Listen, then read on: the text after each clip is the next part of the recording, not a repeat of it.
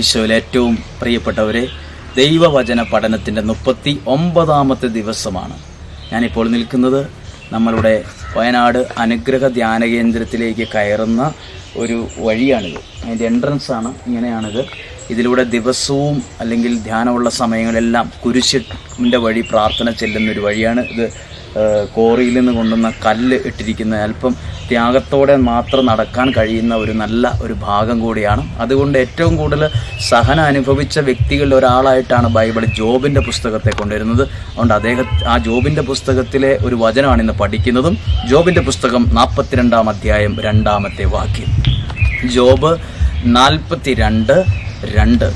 Job ഭയങ്കര സഹനത്തിൽ വന്നപ്പോഴും ജോബിൻ്റെ പ്രാർത്ഥനയാണ്, ജോബ് അനുഗ്രഹിക്കപ്പെടാൻ കാരണമായൊരു പ്രാർത്ഥനയാണ് ജോബ് 2:2.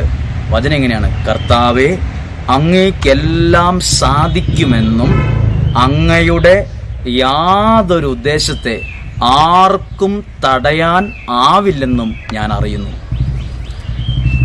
ഈ വചനം നിങ്ങൾ പഠിക്കാൻ എളുപ്പമാണ്. ജോബ് പറഞ്ഞതാണ്, സമൃദ്ധി നിൽക്കുന്ന ഒരാൾ പറഞ്ഞതല്ല. ഭയങ്കര സഹനത്തിൻ്റെ അതിൻ്റെ ഏറ്റവും അത്യുന്നതമായ ഒരു അവസ്ഥയിലായിരുന്നു കടന്നുപോയ ഒരാൾ പറയാണ്, ദൈവമേ, അങ്ങേക്കെല്ലാം സാധിക്കുമെന്നും.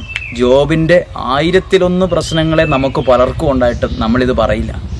എന്നാൽ നമ്മൾ ഇന്ന് തൊട്ട് പറയുകയാണ്.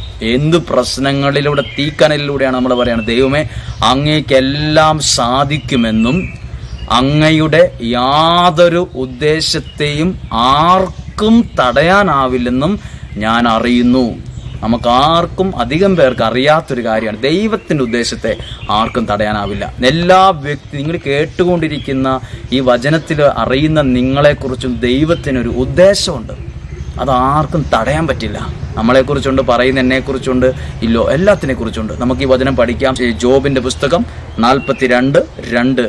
അങ്ങയ്ക്കെല്ലാം സാധ്യമാണെന്നും അങ്ങയ്ക്കെല്ലാം സാധിക്കുമെന്നും അങ്ങയുടെ യാതൊരു ഉദ്ദേശത്തെയും ആർക്കും തടയാനാവില്ലെന്നും ഞാൻ അറിയുന്നു. എനിക്കതറിയാം. ഇതെൻ്റെ ജീവിതത്തെ ബലപ്പെടുത്തും. ജോബ് 42:2. നിങ്ങളുടെ ജീവിതത്തിൽ ഈ അനുഭവം ഉണ്ടാകട്ടെ. നിങ്ങളും ജോബ് അനുഗ്രഹിക്കപ്പെട്ടതുപോലെ നിങ്ങളും ഈ വചനത്തിലൂടെ അനുഗ്രഹിക്കപ്പെടാൻ ഇടയാകട്ടെ എന്ന് പ്രാർത്ഥിക്കുന്നു. ദൈവം നിങ്ങളെ സൂക്ഷിക്കട്ടെ.